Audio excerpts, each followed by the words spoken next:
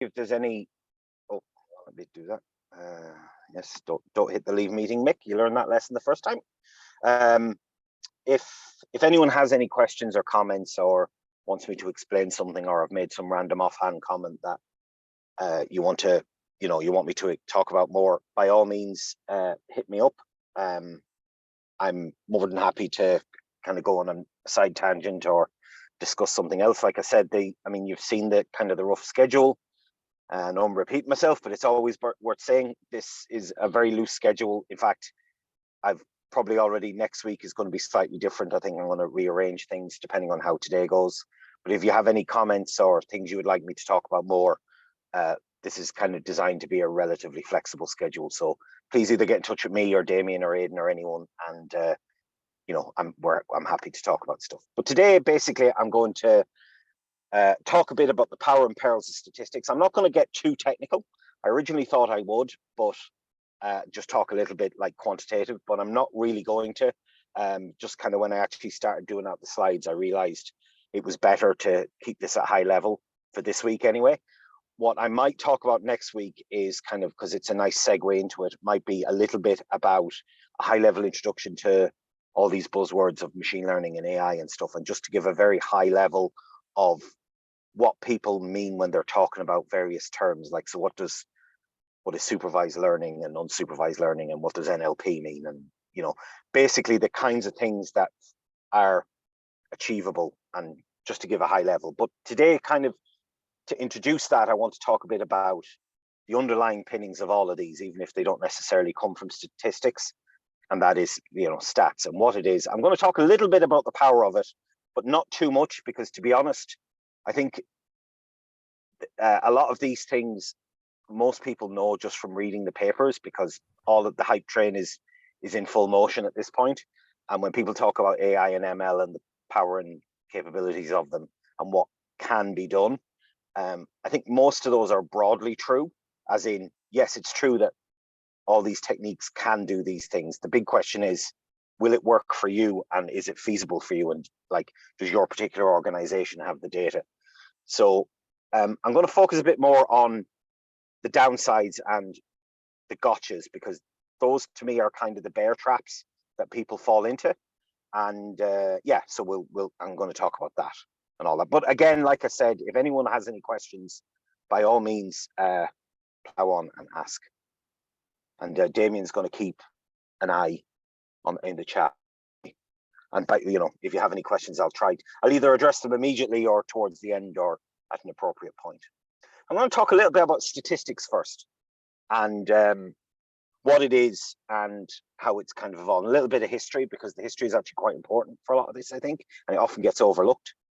So statistics actually originated in the world from state, the word like state, because originally statistics was quantitative information that was captured by nation, with the rise of nation states and industrial nation states in the 19th century. So as the concept of like a nation, which is a relatively new idea, kind of started to emerge in the mid 1800s, and everything kind of, particularly like in Europe and to a lesser extent in North America and Southern America, when they started creating like industrialization and that kind of the second industrial revolution, people started to produce a lot of numbers, like for accounting and for taxes and all these kinds of things. So countries started producing numbers just as a way of managing everything. So as things got industrialized and things started to scale up and population growth started and whatnot, a lot of governments started collecting data on its population. And it was things like demographics, population, industrial output, just so they could actually start to manage things. So I can't remember, I read somewhere how it came about, but essentially statistics is like quantities for states, and someone, I can't remember who, invented the term in the mid 1900s. But that very quick, and it was purely kind of almost like an accounting thing. It wasn't really mathematical or predictive or anything like that. It was really just like an attempt for these nation states to try and get some idea of how many people, how many citizens they had and where they lived and what kind of things they were doing, and things like death rates and all that kind of stuff. Companies just and countries just did not have this information. But they very quickly then, it led from the idea of, which is kind of one of the cornerstone concepts in statistics, which is the idea of a sample versus a population. So, for example, if I want to find out roughly, how tall people in a particular country are, what height do they have, it's not generally not either feasible or actually maybe actually impossible to measure every single individual in a population, or it might even be like more conceptual than that, so it's just not possible to do. So what they got the idea of was taking a sample from a population, so as in going out and just randomly choosing people and then generalizing from the data that you have on the sample and using that to convert into inference on the population as a whole. And that kind of led very naturally into the concepts of probability theory, which had been kind of in development as well, largely as a result of gambling and a few other things when people were kind of underestimating risks. It also kind of came from Lloyd's of London, actually, were quite a precursor for this, because they started creating insurance of ship vessels that were coming in and out of London in the 1600s. And obviously they needed a way to calculate what kind of premia they should charge to basically insure a ship voyage, to try and kind of spread the risk. So all these kind of concepts started to come together, at which point kind of the concepts of statistics and probability kind of merged in the late 19th century, in the late 1800s. An interesting one on this is the gambling and casinos. So there's a very famous mobster called Meyer Lansky, who was part of Lucky Luciano and all those kind of, around the time of The Godfather and stuff like that. And actually Hyman Roth, the character in The Godfather Part 2, was heavily based on the real life guy Meyer Lansky. So one of his major contributions to mob life, if you want to think of it, as well as being considered the mob accountant, was that the mob was heavily involved in illegal casinos in the late 1800s and early 1900s. And he was the guy that figured out that they didn't actually have to run a crooked game. That basically what they could do was, if you actually created a straight casino where you didn't rig the roulette table and you didn't weight things down and mark your cards and all that other stuff that basically most gambling dens were doing, he basically went, no, let's actually play a straight game and basically use probability and statistics to earn the edge. And his logic was that it will make it a lot more, not more reputable, but people are more likely to play if they don't feel they're getting cheated. And as a result, we will have more business, which means our uncertainties get narrow, because this is a pure probability play. And he was kind of one of the first people to figure that out. Obviously, Bugsy Siegel invested in the Flamingo and made Las Vegas what it was, but it was actually Meyer Lansky who kind of figured out how we can kind of use these. I don't think he actually understood, like he wasn't mathematical, although he was quite numerate, but I think he had a good, strong, intuitive sense of that uncertainty and stuff. And another great story of that's a little bit less nefarious, although I guess if you're in America, drinking is considered as nefarious as gambling, but we are all in Ireland here, so it's considered a lot more normal. Guinness actually were major contributors to early statistical theory, Guinness, the brewing company. And the reason why that was they had a guy called William Gossett, who basically was trying to figure out control, like quality control stuff. And they were taking samples of their beer and they were trying to figure out, good batches versus bad batches, kind of pretty standard manufacturing, quality control techniques today. And he had to come up with some statistics around essentially sampling from a distribution where you didn't know what the uncertainty was, because there was the statistics of, it's the normal distribution with a bell curve, but all the theory that had existed up to that point was with a known variance. So you kind of knew how wide the bell curve was, and they knew that they didn't know that was part of the problem. So he came up, this William Gossett guy came up with what's called the T distribution. That's, it gets taught now in like first year graduate kind of statistics in a very kind of mechanical way. And he wanted to publish his results, and Guinness didn't want him to publish his name. So weirdly, the thing I thought was always been very interesting about this story is that Guinness didn't consider it important, the knowledge itself, like the T distribution and the mathematics. they didn't care that much about. What they cared about was letting their competitors know that they were using statistics in the first place. It was the fact that they were doing that they considered an important trade secret. So they allowed him to publish the knowledge, but what he wasn't allowed published was put his name to it.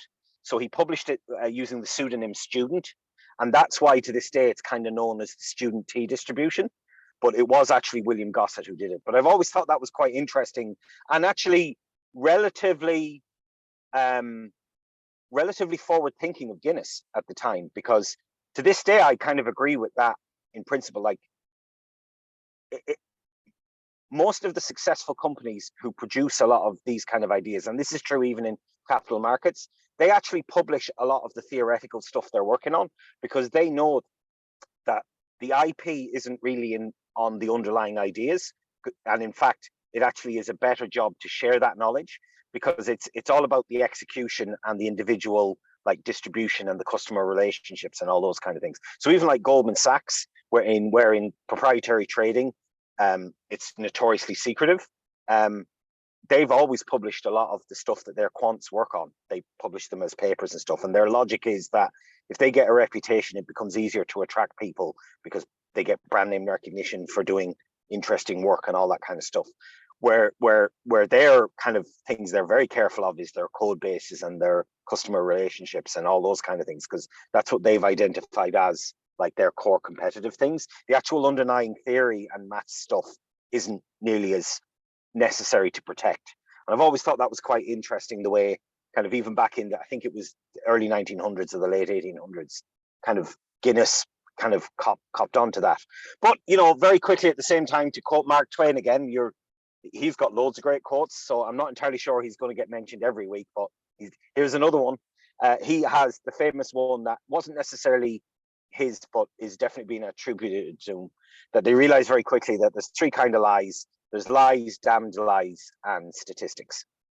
And people kind of realized very, very quickly that you can use facts and figures to basically mislead. I mean, there's another famous quote that, it was Ronald Coase, the economist. He said that if you torture the data for long enough, it'll confess to anything. And I think there's a big truth to that. And so that's kind of what I'm going to focus on a lot more today, is kind of like how people lie and mislead, and basically essentially to have like a nonsense detector that, here are the things to look for. I mean, to a certain extent, well, I'll get to that later. Okay. Any questions? Nothing so far? Okay. All right. So we're going to talk a bit about misleading statistics. Now, if you find out one thing that's useful from this entire 8-week thing that we do, this book is probably one. I'm sure a lot of you have heard of it before. It's a famous one from the 1930s or the 40s. It's quite old at this point. It's been around for a long time. How to Lie with Statistics by Darrell Huff. It's one of my favorite books in stats. I first discovered it, I think, as an undergrad or maybe a very young postgrad, into like right at the start of my postgrad. And like a bunch of things I learned immediately. That is just really good. It's not a very big book. It's about, that thick. There's maybe 100, 150 pages in it. It's, relatively small, but there's just loads of good stuff. And interestingly, Darrell Huff was not a statistician. He had no formal training, I think, in any kind of quantitative. He was actually a journalist. And I think he was on business or something. I can't quite remember. But essentially, I think he just had a good nose for this stuff.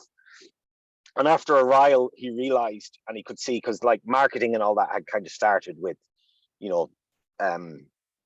the rise of the consumer society in the 1920s, and people just started bamboozling people with fake advertising and all that kind of nonsense. And then, the concept of press releases and marketing had kind of started. And he just started to get, drowned in a lot of nonsense. And after a while, he basically figured out a couple of different ways that people, like some very common patterns people use to mislead. And he basically condensed it all down into this very readable and entertaining book. And it's not expensive. I can't remember how much it is, but it's pretty much been published since. I think it's the most it's the best-selling statistics book in history. It's the one that most people kind of quote just because so many people have it. So one of the things he talked about, and we'll talk about a couple of the things he talked about. One was that correlation is not causation, and people often like to tell you that. And this is one of the key mantras, that just because something, and it goes back to that great a title of a West Wing TV series, post hoc ergo propter hoc. It's Latin, and it basically means after, therefore, because of. And so what you're basically saying is, oh, something happened and then something else happened before that, so therefore the second event was caused by the first event. And it's a very common logical fallacy that often gets used by people to try and suggest that we implemented this thing and then all these things happened of it, and let's completely ignore all this other stuff over here. Like, so a great example would be the returns in fixed income for the last 40 years have been massive, and therefore it's because of this new approach we took. Or maybe it's because bonds have just gone up in value for the last 40 years, and therefore as long as you weren't doing anything too stupid, it was pretty hard to lose money, because all you have to do was just buy a lot of them and then just let them go up in value. That's that kind of stuff. So you'll see a lot of that. And this is a great one, which is a visualization we will be coming back to lately. And this is one of the best rebuttals of correlation and causation. But there's all sorts of things going on with this. We'll get back to this later just for the visualization. But basically, it's been shown that global warming has been going up at the same as pirates. The number of pirates in the world has gone down. So therefore, there's clearly a link between the number of pirates in the world and global warming. And this has actually been used as a spoof by that Pastafarian religion that people use as a kind of a spoof. This is kind of one of the things they cite. Don't really pay too much attention to this visualization because it's terrible, and we will come back to this one in particular in a few minutes when we're talking about bad visualizations. But essentially, that's kind of, and there is a website out there, I can't think of the name of it, I'll try and find it and share the link with you later, Damien, but there's a really funny website where it's spurious correlations it's got all these things that, like, basically two line charts that really closely match each other but are completely disconnected to one another and have no real connection whatsoever, but they have a very, very high correlation rate. So that's kind of, and one thing just to say about that, it's not just a question of saying that correlation isn't important, because just because there's no causation there doesn't mean correlated variables are not useful from a predictive point of view. So quite often what you will find, and this is how you kind of get into the realm of model validation and stuff that I will mention a bit and probably talk about a good bit more next week. If you find two things that are very consistently correlated, then you can definitely say that one is predictive of the other. However, that is a purely statistical relationship, for want of a better sake. It's not saying that one is causally affecting the other, in the sense that if I do this, then there's a direct mechanism that changes this other thing. That's kind of what causality means. Again, we're going a lot into philosophy here. But from a machine, and this is why this gets interesting from statistics point of view, quite often you don't necessarily care about causation when it comes to data modeling and predictive analytics and machine learning and all that. Quite often what you're focusing on is the correlation. Now, what you care about though is, was that correlation just essentially somewhat spurious, and you found a window of time or of data where there was a strong correlation and it doesn't actually generalize out of that data set? That's something you do care about, but quite often you don't necessarily care about correlation and causation. But what it does mean is that it's a mistake to apply like a causal relationship from one thing to another. And that's because it's possible to do that statistically, which is kind of how we now have very strong links between, smoking and lung cancer, let's say, and cancer in general. But even that is a statistical relationship that hasn't necessarily been, scientifically proven. It's just that there is now an overwhelming amount of statistical evidence to draw those connections. And to a certain extent, we will never fully understand, we're certainly a while away from, I mean, we understand some of these causal mechanisms, but in a lot of cases we still don't, because we don't actually understand the human body well enough to actually say, to draw those direct causal links. However, with enough statistical evidence, you can generally start making these inferences. So that's kind of, you know, one thing to think about, correlation and causation. And I mean, a big problem of this is the replication crisis. I mean, if any of you are interested in this, there is a major problem right now in science in general, with an awful lot of scientific studies not being,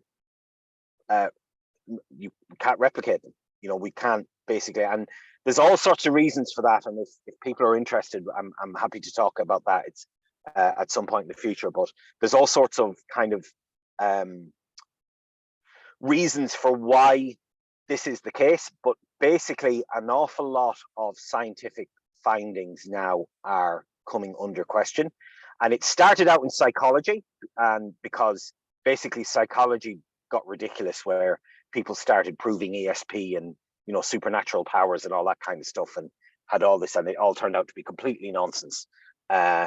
And they were kind of but it turned out, and no one really cared too much, because it didn't really impact much people outside of academia, so no one cared too much. But what it turned out to be the canary in the coal mine. And now what's actually started to happen is, like, hard sciences, and not just social sciences, but like medical research and stuff like that, has proven to be similarly affected by these kind of issues. And a lot of it boils down to, in a small number of cases, it has been fraudulent, where people have doctored data, or, you know, basically ignored a whole load of stuff. But in many cases, it's also just the way the system has been set up, and essentially the misuse of statistics to essentially create truth where no truth existed, but it was what you needed to get published, so therefore you made sure that what you did was publishable and all stuff like that. But it's a major problem, to the point now where, and I know I'm a cynical soul, but I don't believe most things I read in the paper about science shows anymore, because for all sorts of reasons. It's generally not necessarily even because the scientific study itself was flawed. It's also because how it gets reported in the media, and quite often they go for the big headline, whereas when you actually look at the paper itself, it's actually a much more nuanced thing. But in some cases as well, the study itself is dead on arrival. Like, it's not, you can't, and it's bad. I think Bayer, a pharmaceutical, tried to replicate a lot of their internal studies for cancer research, and they found that something like only 30% of the findings could be reproduced. And that's going to be a major problem that's kind of coming down the pipe, like with reproducibility and that whole thing, because it's one of the major cornerstones of the scientific method, and it's something that's been very heavily neglected in the last 30 to 40 years. But again, like I said, that's kind of a little bit beyond the scope of today. Oh, thank you. Someone just shared the spurious correlations. Yeah, there's a couple of them. Some of them are hilarious, really funny. But it makes.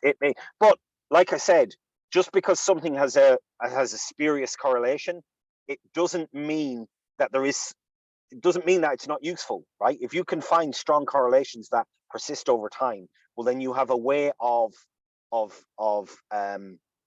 using that to predict. Like, if you can find something about one quantity, well, then you can make inferences on what you expect this other quantity to be, because of that correlation between the two. And that happens today, even with in the US, for example.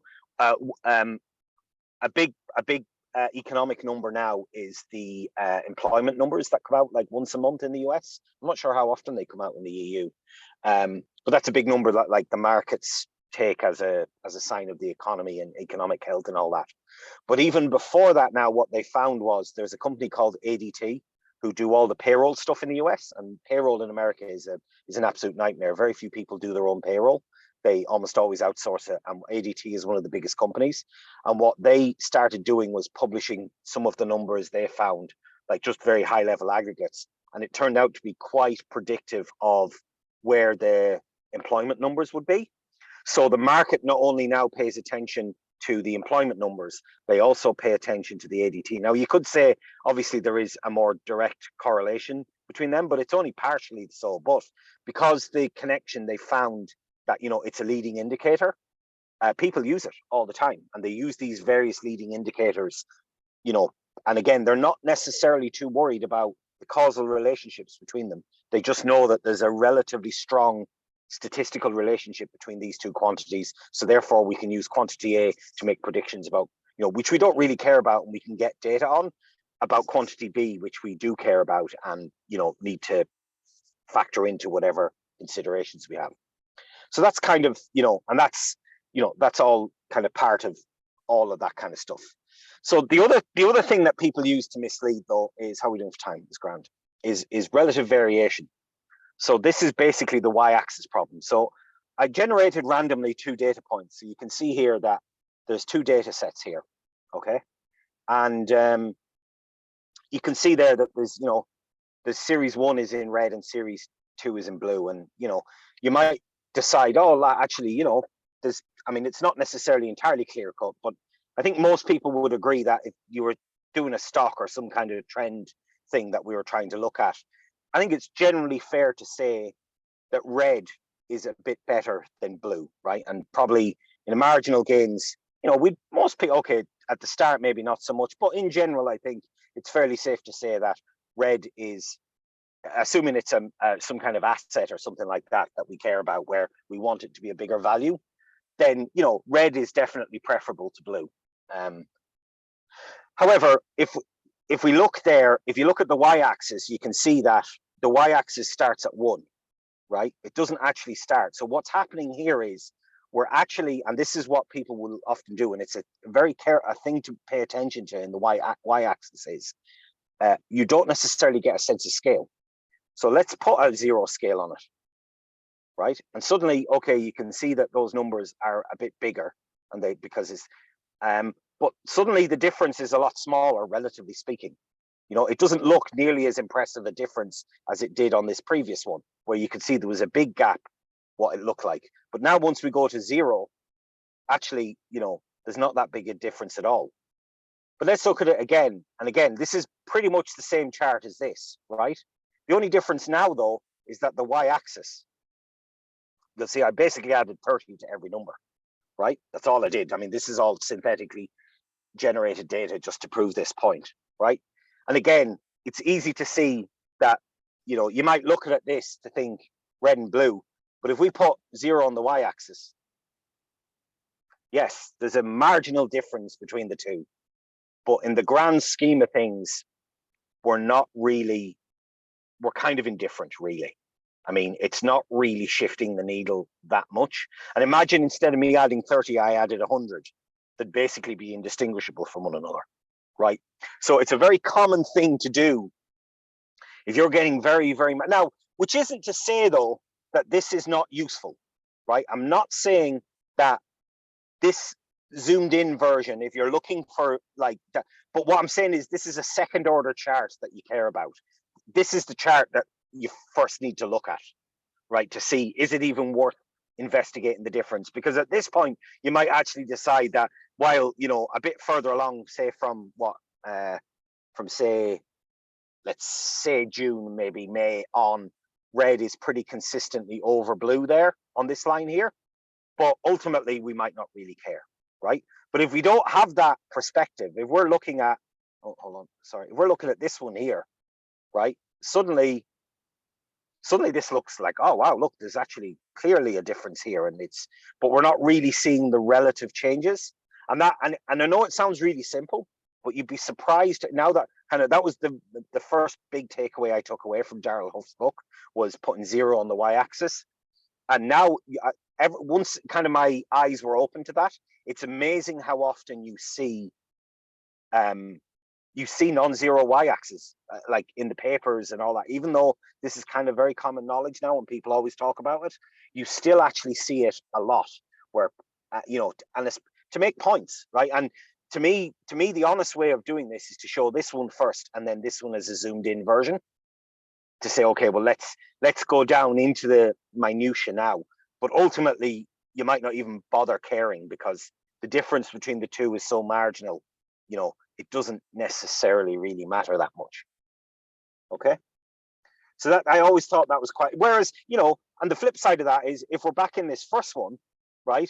Well, suddenly because on this one here, well, you know, there's not actually that much difference between the two. And, you know, like as in zooming in on the y-axis and adding the 0. So now we can kind of see actually this difference is somewhat significant because we have that sense of perspective here. So maybe it's worth investigating in this case, but it certainly isn't investigating in the other.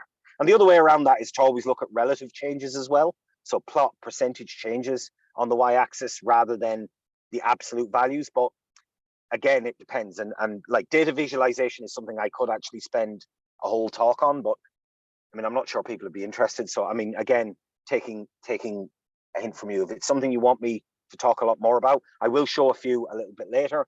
But, you know, data visualization is something we probably will talk about it a bit anyway. It's just a question of how much emphasis I put on it, because it's definitely both an art and a science. There's a whole bunch of things, and I know that because I don't have any artistic qualities whatsoever. I'm no good at them. So I tend to deal in very functionally basic data visualization, even though ironically data visualization is a huge part of what I tend to do. So yeah, so that's kind of, so that whole y-axis thing is a big one. So now what I'm going to talk about is bad data visualization. And essentially data visualization, I'm not entirely sure this is meant to mislead, although in some cases I think it probably is, or I don't really know what it's saying. So I'm going to talk about, and this is not really to mock. I found a few online, although there is one I'm going to mock pretty brutally, but that's going to be right at the end, which I hat tip to a friend of mine who gives a talk on data visualization, and she found the chicken one that I'll show you in a few minutes. But, you know, this one here, for example, cities. Now, so what has tended to happen as well with the rise of data and graphics and, you know, data visualization is that a major problem has also been is that to a certain extent aesthetics is trumping message.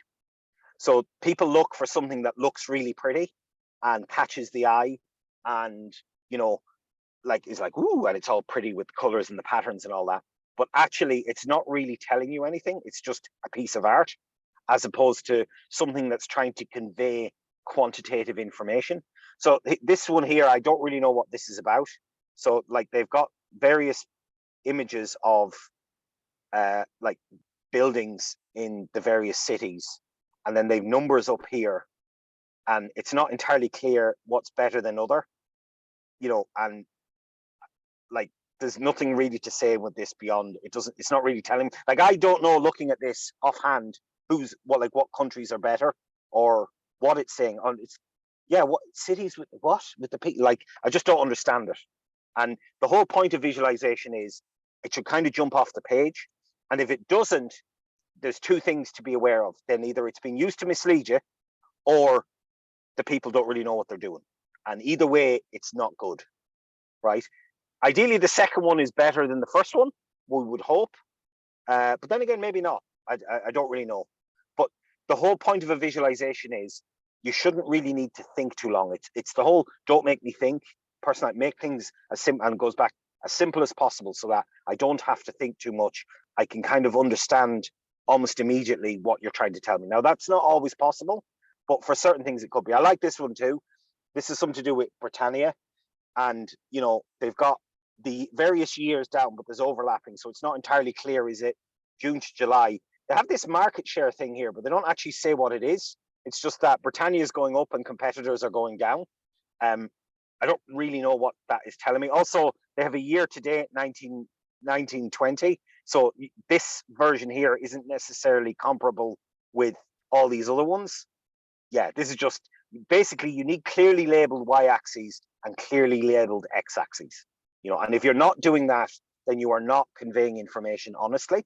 I don't really know what this means. It says market share percentage, but we don't know if that's like 2% or 50%. We have no clue, right? So that's don't do this kind of thing either.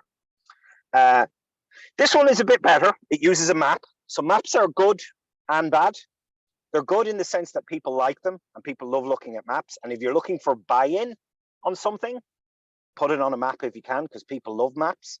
They're also not necessarily great they can be quite useless, even though they look pretty.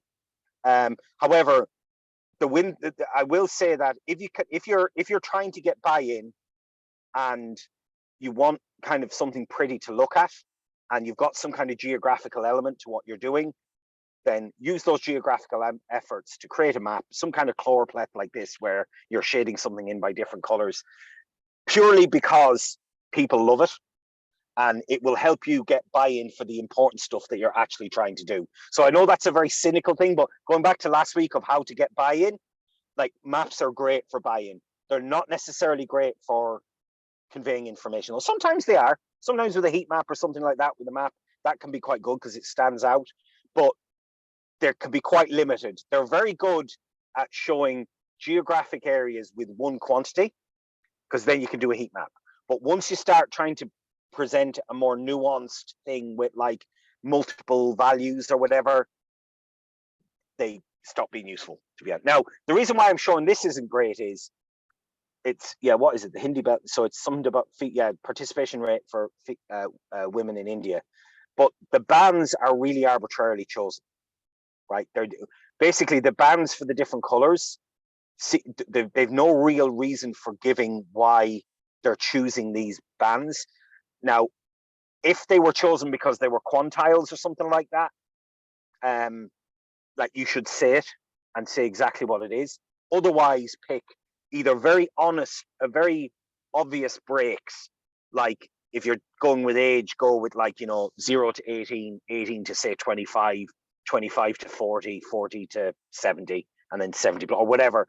Very like kind of demographic age categories.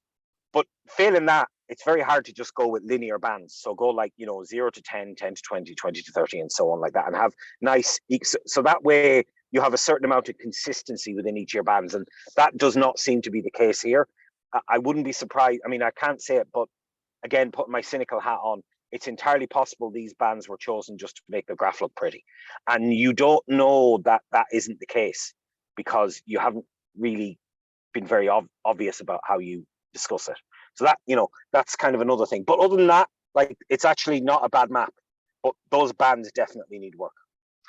This is a great one because to this day, it basically means Latvian women are like 5 times the size of Indian women. So, there's no y-axis on 0 either. They've somehow scaled the entire thing into a 2D thing. So yeah, you've basically got these giant Latvian women, basically with Indian women running under the feet of them. Also, the scale is just so off.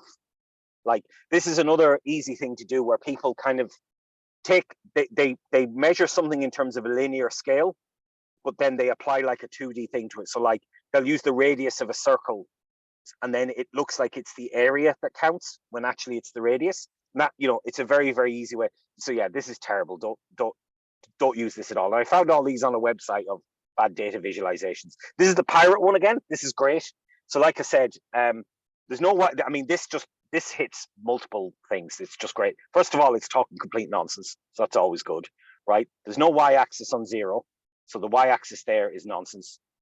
The completely arbitrary x-axis, right? Like, what the hell is going on there? And then they've randomly chosen, like, they're not even going at random points. It's like 1820, 40-year jump, then a 20-year jump, then a 40-year jump, a 20-year jump, a 40-year jump, and it's just brilliant, right? And no real rhyme or reason for any of it, but they did get it a straight line, which is pretty clear that's what they were trying to do there.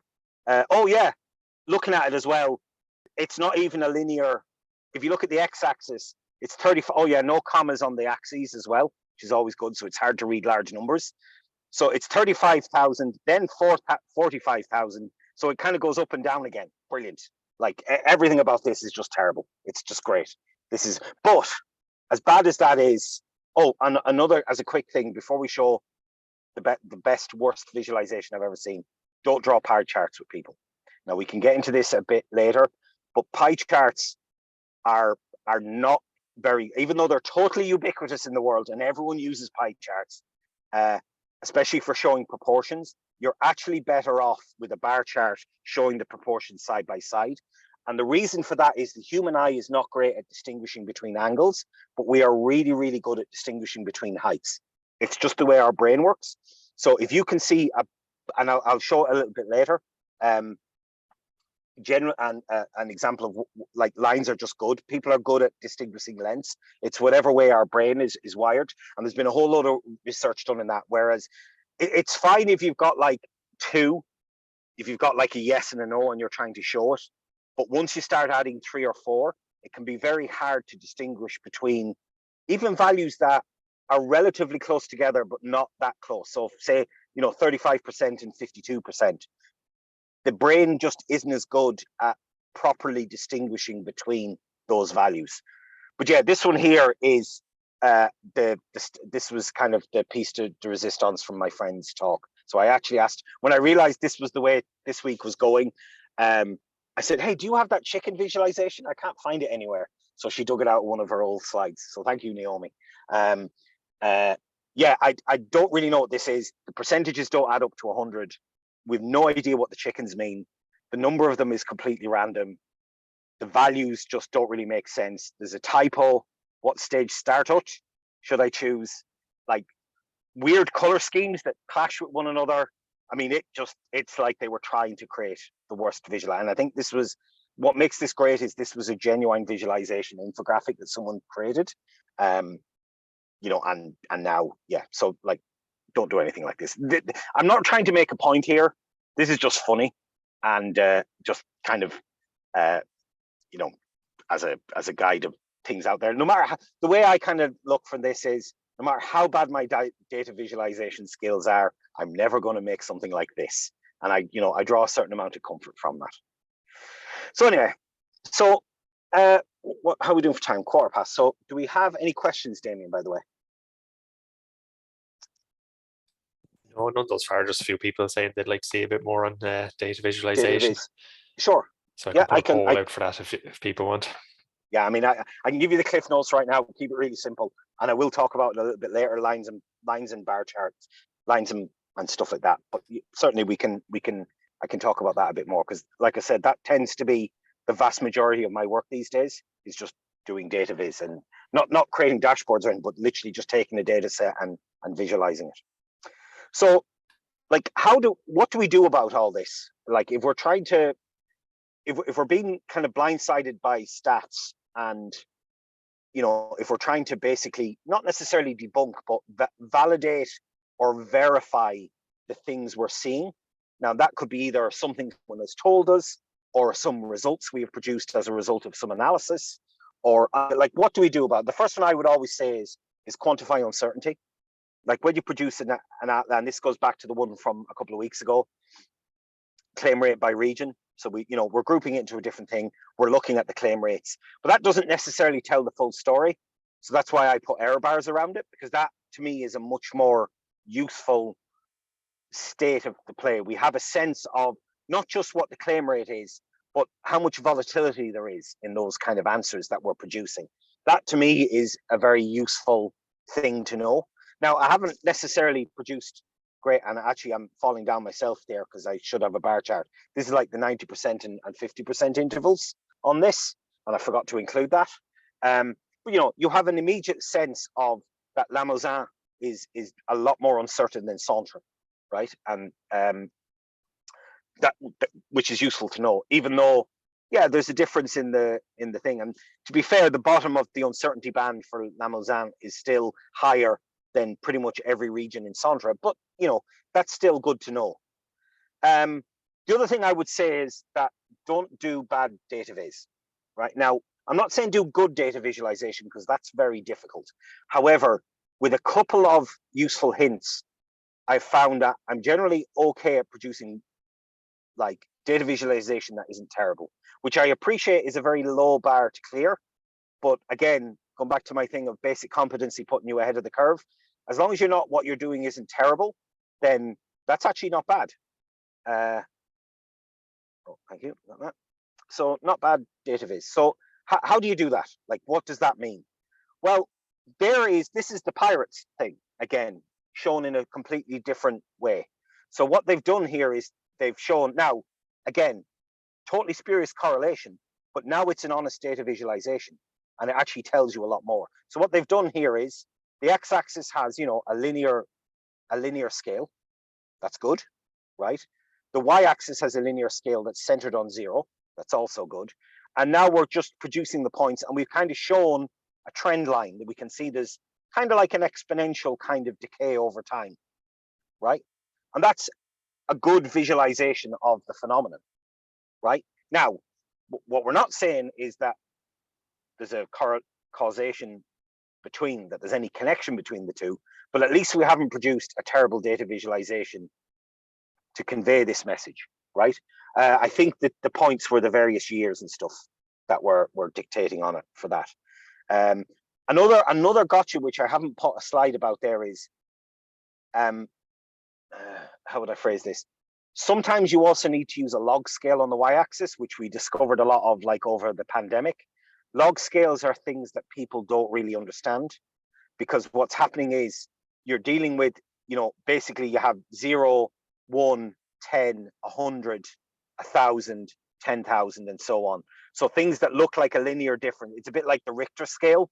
The Richter scale is essentially a linearized version of an exponential process. So if you basically go an earthquake that hits 7 on the Richter scale versus an earthquake that hits 8, even though it's an increase of 1, it's actually 10 times more violent. Similarly for decibel levels. Decibel levels are very similar. It's like basically on a log scale. So log scales can be useful on the y-axis, but be careful of them because they can be very hard to interpret. That people just aren't great at thinking about that way. However, sometimes if you've got very skewed data, you don't really have a choice, because what happens is you end up with the high values just completely swamp, and you just end up with a whole lot of things that look like they're 0, and then you get totally dominated by these outliers. But you can't really remove the outliers either, because they're important to the message. Often they're important in the message that you're trying to convey. Like I said, stick to lines, points, and bars. That's, I mean, when I'm producing plots, I don't even try to use box plots anymore. I do for my own personal work. I don't use, if you don't know what a box plot is, don't worry about it. But line charts, people understand, like the line plot I had earlier, you know, let's just like that. That's a line plot. So you have a time, it's very good for time series where you've got time on the x-axis and you just draw a line between stuff, and then maybe you group things by in different colors or whatever. They're great. Put points too. So go back to this point here. You know, that's all really, really good. Or bars. So just to say, the other way of doing that would be this way. I kind of redid the same data.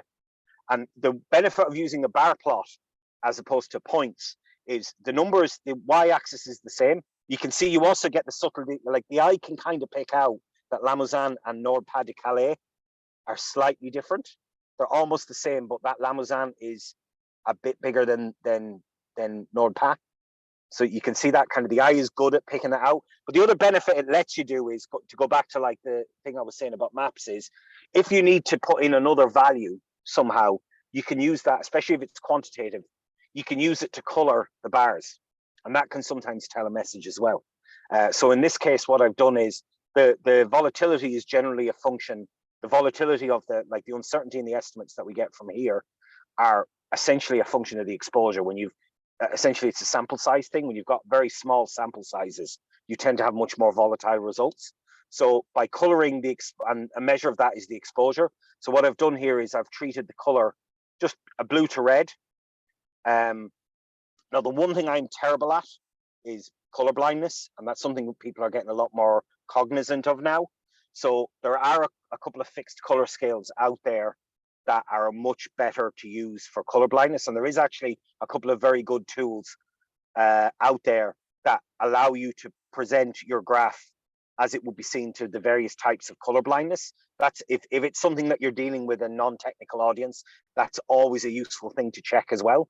Because, you know, something that looks perfectly clear to you with whatever, you know, vision you have might look completely different to the various, and I think there's a few different types of color blindness, and that's a good way to check that. And there's a couple of like scales that you can look at that are very sensitive to those kind of types of vision. The other thing we need to look at as well is if people are producing the results is to do model validation. Now, I'll talk about this probably a lot more next week with test and train data sets and cross validation. But essentially, it goes back to the point I meant earlier about generalization. if you're training your model on a certain set of data and you're basically uncovering these correlations and associations between quantities, which is basically what machine learning and AI does. It's essentially drawing out these statistical relationships. Then you want to make sure that in the data set that you care about, which is the stuff that you're going to be actually using these models on, you want to check that. So essentially, if someone are presenting you with your results, you should always ask about how those were results and how they were produced and how they were validated. And, you know, simple visualizations to plot. So this was one I was producing. I dug this out of somewhere, where basically I was doing a claim frequency model, and this is the outer sample set. So what I was doing was I was making predictions of the claim count, and basically then I have the observed value against a histogram here. And basically what you want it to be is that most of these red lines to be somewhere in the body of the histogram. And if it's outside or above, now you want some of them to be above and below, but generally you want your model to be somewhere kind of in the middle. So coming up with relatively simple, and again, it's a data visualization problem. How do we, you don't necessarily have to produce these, but if people are and you're trying to get a sense of how good these things are, these are the types of things you need to ask for, you know? So yeah, so that's kind of where we got to. How are we doing for time? I think we're, 25 past. That's kind of where I wanted to go to today. So like, just to summarize, like statistics is incredibly powerful. There's an awful lot of hype out there, but like a lot of good, like a lot of hype, it's based on a very solid truth. I'm very much, I know I sound very, very negative in this entire course. It's mainly just because there's an awful lot of spoofing going on that is kind of ran past me, who are now just, you know, waving their hands in the air and trying to sell stuff. And I find that very, very annoying. But I think there's a huge amount of value in a lot of this stuff as long as you do it properly. And, you know, hopefully today with a few of the pointers I've given, these are things to look for, at least like the y-axis and, you know, bad visualizations and things that don't really make sense. Because in some cases, what they're hoping to do is that you don't ask those questions. You know, I don't really understand this chart. And, you know, people are afraid to look stupid. But to me is like, no one should really, it should be very obvious that some things are better than other things. And you don't really bamboozle with busyness, with putting too much stuff off. Take it all away. But yeah, do we have any questions before we go, Damien? Sorry, I haven't really been paying attention to my phone today. No questions that I can see, unless anyone wants to ask any questions. Yeah, does anyone have any questions just before the end? I know I see a few people are interested in data viz. So yeah, I can certainly maybe bring that to the fore. I might talk about it more, maybe not next week, but the week, but we'll see. Definitely. I'll definitely make that a main topic then if people are interested. Aidan, did you have a question? No, all good. Yeah, I think there's 95% of the people on the poll, Mick, came back there for more data visualization. Okay, I can happily do that. Yeah. I promise I'm not going to teach how to make that chicken one though. Yeah. But the pirate one is pretty good as well. Yeah. The pirate one was pretty great. I never actually noticed till now that the x-axis wasn't like monotonic. Yeah. It went down and up. I just made it even better. It's a case with some of those things that you get distracted by one or two things that are wrong with, and you miss 3 and 4. It's a relatively straight line. It must be true. Yeah. Yeah. Got this line that fits these marks. Yeah. All right. Well, I guess, I mean, is there a case for quality standard for presenting stats? Yes, but it's hard to do because it's basically the problem with statistics is very hard and it's quite nuanced. And the problem is that if you start putting in like strong guidelines for people beyond very kind of high level principles, you fall into the trap of the replication crisis, because that's basically what happened.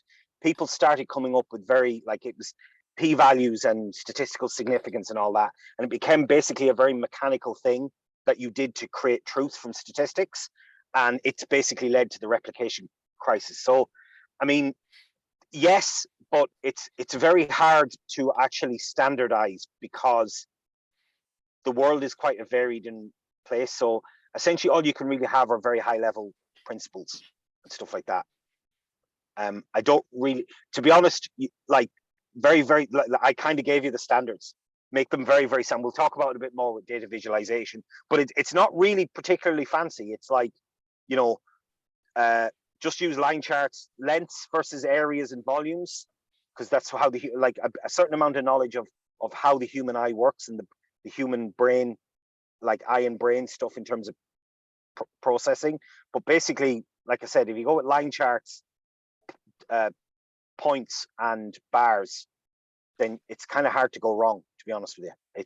It's you know, those are very, very good at that. I'll talk about that more in a data visualization one though. We'll put that up as I'll make that as a priority. That's something. Also a quick intro to machine learning and AI would be, yeah, I'll give a very high level thing of like a very broad, like a very bird's eye view of the various techniques and how, like, roughly what they're trying to do without really getting too technical. Just so people can have a conversation about them. I think that would, because there's an awful lot of buzzword nonsense about that going out. And people often, you know, deep learning has been quite revolutionary, but it's not necessarily always, it's often not necessary. So that's that, or if you do, you can kind of use the results of deep learning rather than actually have to fit your own models, that kind of thing. What's the best way to illustrate profit versus revenue? That is an excellent question. I have no idea. It would depend on the circumstances. Owen, if you want to send me a toy data set, I can take a look at it and get back to you next week. That's the best thing I can say. That's probably with a scatter plot is always good for two. If you've got two quantitative values, a scatter plot is generally a good one with a positive trend. It'll go from the bottom left to the top right. Don't even bother fitting a line, just that off the top of my head, but it would really depend on the data, to be honest with you. But yeah, by all means, Owen, you have my email address. If you want to drop me a mail, I can have a quick chat about it. More than happy to discuss that. Great, thanks, Mick. No problem. All right, well, I guess that's probably a good place to leave it. I'll let you all get back to your lunch. And yeah, next week I will probably talk about machine learning and AI with a little bit of visualization because it ties in. And then week 6 we'll probably talk. I'll spend a whole thing on data viz. Not necessarily from the point of view of producing it, but the kinds of things like the concepts. There's been quite a lot of research done on it. It's an interesting topic. And yeah, it's probably one worth exploring, which is great. I'm actually getting feedback on things that people are interested in. Brilliant. All the pie charts may be deleted now, Mick, as well. Yeah, just like I mean, I didn't want to be too harsh on it because I know probably most of you use them, but friends don't let real friends don't let their friends make pie charts. It's just I'll actually in the data viz I'll show it. I'll display some information with a pie chart and then a bar plot, and I think you'll see what I mean. Yeah, it's probably about 20 years late, but yeah, better late than never. Yeah, it's and especially not the 3D ones, you know, where it's tilted. They're just awful. They look nice though.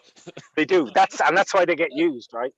But I think actually people were trying to get Excel, Microsoft to change the default so that it's actually harder to make them.